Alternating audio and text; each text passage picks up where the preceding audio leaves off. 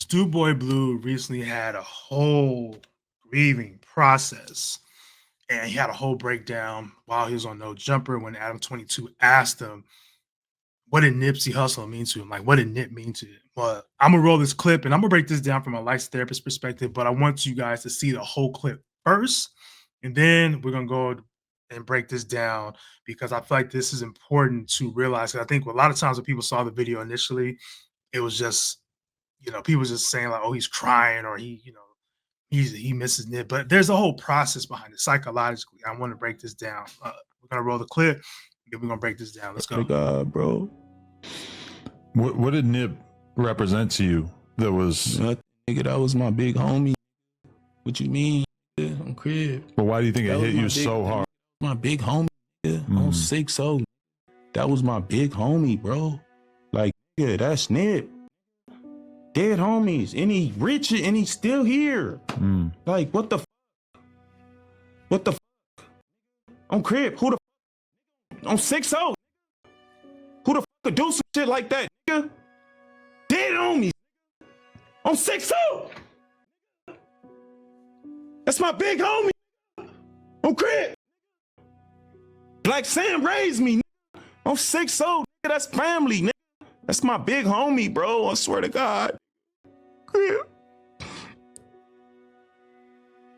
To this day, God, still hurt me. Now let's break this down a bit.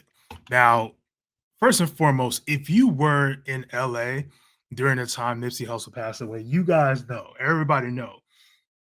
The day he passed away, I don't know what it was, but it's this eerie like silence. Like I've never seen a city grieve the way LA grieved when Nipsey Hussle passed away.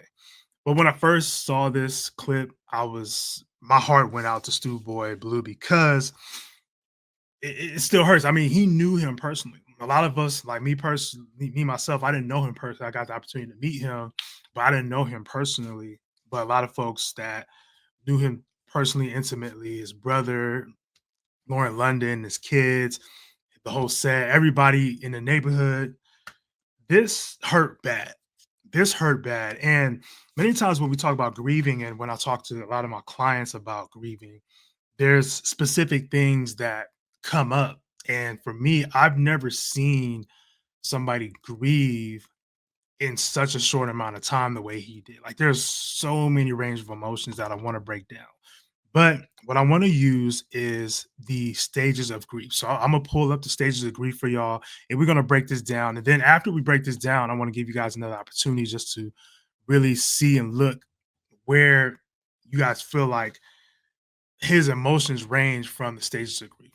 Now, if you guys look at this diagram here, there's two parts of the stages of grief. It's the experience or what you experience and then what you got. So initially, when the stages of grief was created, there was this diagram where it was like you go from denial, anger, you can become depressed a bit, and you bargain, and then you accept. Denial is more of the, okay, I can't believe this person's gone type of thing. Anger, upset, mad at the world. Depression is where you're really low. Maybe you have low morale, no energy, you're just sad. Bargaining, typically what bargaining may look like, I give this example, is sometimes you may be like, oh, why not me? Or why would this happen? And then you get to this part where you're accepting, right?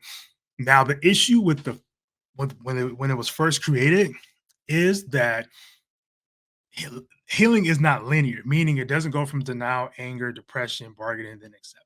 So this is why I bring up this other part where it's just a bunch of mixed lines and things of that nature, because it's not you go from denial all the way to acceptance. Sometimes you're depressed, sometimes you accept it, sometimes you're depressed again, sometimes you bargain, sometimes you get angry, sometimes you're in denial, sometimes you accept it. It's a whole web, and as you guys see on the screen, it's no like endpoint. It's no like, okay, I'm all better and I accepted it and I'm okay.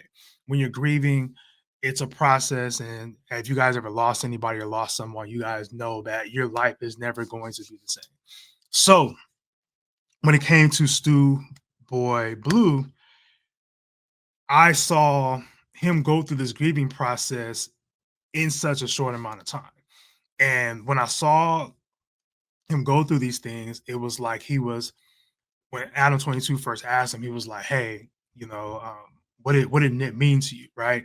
I think when he initially said nothing, I don't think he meant nothing. Like, okay, well, it's nothing. But I think that was part of the denial part, where it's like, like why it's kind of hard to talk about, right? And I'm glad he spoke on it, but the denial part was when he said nothing initially. What went in my mind, and breaking this down a bit, is that one, probably didn't want to talk about it. Or two, it hasn't really hit like reality for him, right?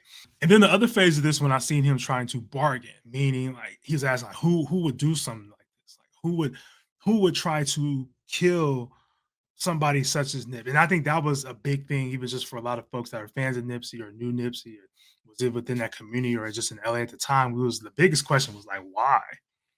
Why was somebody that was doing such good works in the community, why would somebody want to kill him? Right. The depression part, you see him get sad, you see him break down, you see him crying, you see him having a moment. And obviously he didn't want to get to that point. If you guys saw the full video, he didn't want to get to that point where he's just angry, or just sad and depressed. And then the next part was the anger, right? You guys seen the anger where he got upset and he was, yelling his hood and looking at Adam 22, and Adam 22 looked spooked. I ain't even hold you. Adam 22 looks scared. I never seen him look like that on his podcast, but he looked concerned. He looked scared. So in this process of grieving, in the cycle of grieving, when he was having this moment, some of folks may have seen it just being like, oh, well, he's just having a moment. He's crying. He is upset, and a lot of people fell for him. But understand, there are components psychologically that was going on within that short amount of time where he was depressed, angry, he was in denial. Maybe he was trying to accept it at some point. I don't know if he even got to that point where he's even accepting it. Acceptance can look different. Accept doesn't mean like you're okay with it. It means just sometimes you're just going through life and just trying to do the best you can. And then the bargaining part, we saw him do the bargaining as well. So what I'm going to do is now that we know this information, I'm going to roll it back.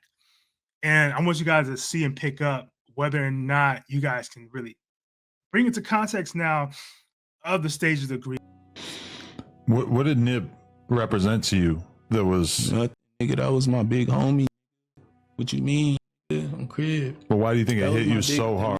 My big homie on 6-0. That was my big homie, bro. Like, yeah, that's Nip. Dead homies, and he rich, and he's still here. Like, what the? What the? On crib, who the? On 6-0. Who the fuck could do some shit like that, nigga? Dead homies. On 6-0. That's my big homie. On crib. Black Sam raised me, nigga. On 6-0, nigga, that's family, nigga. That's my big homie, bro. I swear to God. Crib. To this day, God. Stu Boy, Blue, I hope you get the healing that you deserve. My hopes is that you're able to overcome this and you can do great things and can just be what God has created you to be. Like, that's always my hope, and that's always my wish for anybody who is grieving, for sure. I hope this was helpful, and I think the next time we maybe see somebody like this, because again, we may think he's a rapper, he's a game banger and he doesn't have any emotions, but obviously we've seen that he had emotions, and everybody grieves. Everybody grieves differently.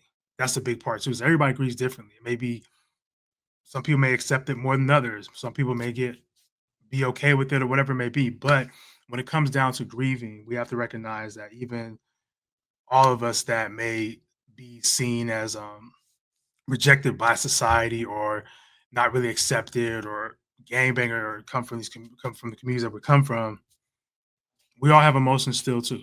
We all have emotions still too. And I hope this was helpful for you guys, just breaking down the context of what grieving can look like when it comes in different forms with different folks.